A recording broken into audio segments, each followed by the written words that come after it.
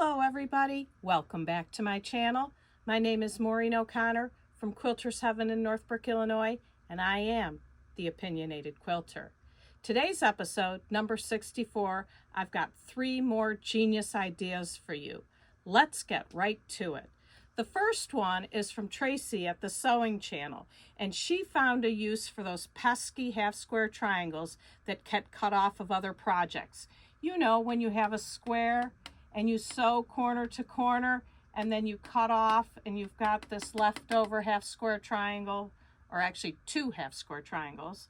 And the other place I see it all the time is when you have a square and you put a smaller square on the corner. People call it snowballing. You sew from corner to corner and again cut, and you get 2 more half-square triangles cut off the edge.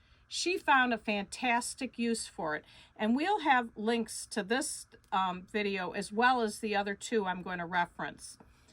But she took the half-square triangles and she made what she called a confetti border. So she took what would be a print, and then she took a bigger, more solid or low volume triangle and sewed it on.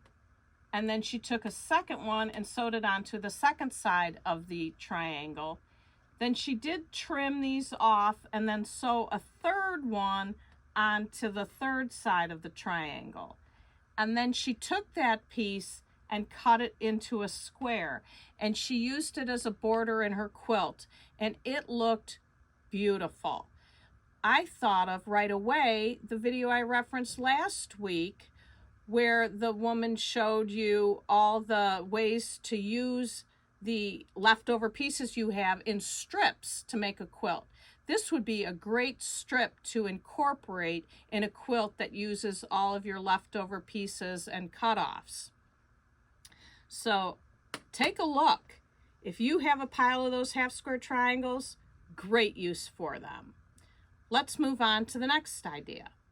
This next genius idea is from Karen Brown, and the video was 5 things to do with ugly fabrics. And we all have ugly fabrics. Our tastes change. We also get gifts of fabric. There's always layer cake squares that you don't care for, but there's many reasons why we have them, but we all have them. And she gave many different uses of them, but this is the one that I had the best laugh at. And she said, make an ugly quilt. Well, to me, even though it's ugly to me, someone will always love the quilt. So it's really okay to make an ugly quilt. And the way she did it was she cut the ugly fabric to a square, and then she just did a random diagonal and did the shuffle the deck technique, where you take one and put it underneath. And then she sewed all these together and then laid them back together and then do another cut. Oops, I would go like that. And then you take another, or actually you have to take 2 back, I think. If you take 1, you end up with the same fabric. But we'll have a link to it. You can see her video. You just sew them all together, square up your blocks, put all your blocks together, and even if it's fabric you don't like, somebody will like it. What I thought of when I saw her doing it were these template sets. The Scrap Crazy, there's a 6-inch size and an 8-inch size, and this would work also for this technique. You don't need these, but if you have them, it would work great to make an ugly quilt and use up all your ugly fabric. Let's move on to the next one. So this one is from Di from Sister Chicks, and thank you, Di, for the nice shout out you gave to me. Once again, she has another brilliant idea, and this one is particularly meaningful to me because if you've watched my channel, I say over and over again, when you use pre-cuts, you get limited as to what size blocks you can make because of the pre-cut size. If you have a 5-inch square, you can't cut a 6-inch square to make another unit of a size that you want. Well, once again, Di has proved me wrong. what did she do? She took 10-inch squares and she was going to make quarter square triangles like these over here. And she needed to make 5.5-inch squares. Well, obviously, you can only get one 5-inch square out of the 10-inch square, because once you cut 5.5 here, you only have 4.5 left here, and you don't have a 5-inch square left here. So what did she do? This is all good. This is the right 5.5 width, but she needs more here. So she said, let me just sew these together so that I can get enough width. Well, when I tried that with this, these curly cues go this way. These curly cues go this way.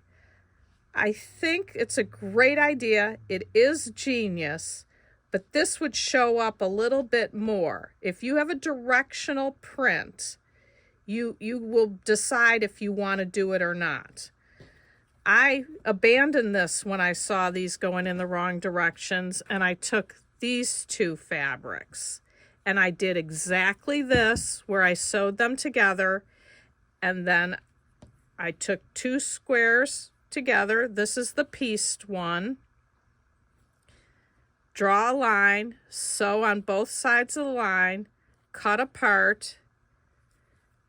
Then you take these two pieces and put them together, and you get your two quarter square triangles, hourglass blocks. Because this is not directional, you are never going to see this when it's in a quilt. It absolutely, no one would find it. They'd have to search for it. Here's another piece here. But you don't see it when it's in a quilt. So I've always said how the 10-inch squares and pre-cuts limit you. They don't have to if you decide you're going to piece. Now, I had one of my own ideas, and I'm not going to call it a genius. I'm going to call it an idea that works, and it was with the blocks from last week. This is one of the pink blocks, and the outside pieces have to be 7 inches. Well, I didn't have a second 7-inch piece for here.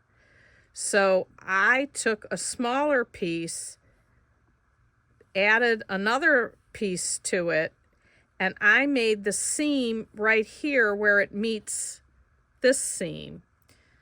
So you can see that there's a seam here, here, here. Who says there can't be one here too? Absolutely not going to be noticeable when you put your quilt together. It gets quilted. No one's going to find it.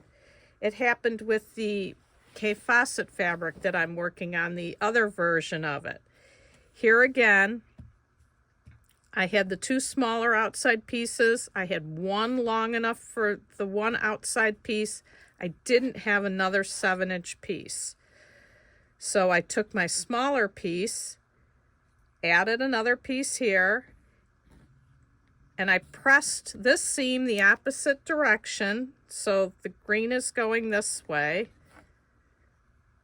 This is going this way, so that when I take it to the sewing machine, my seams will nest. They'll meet perfectly.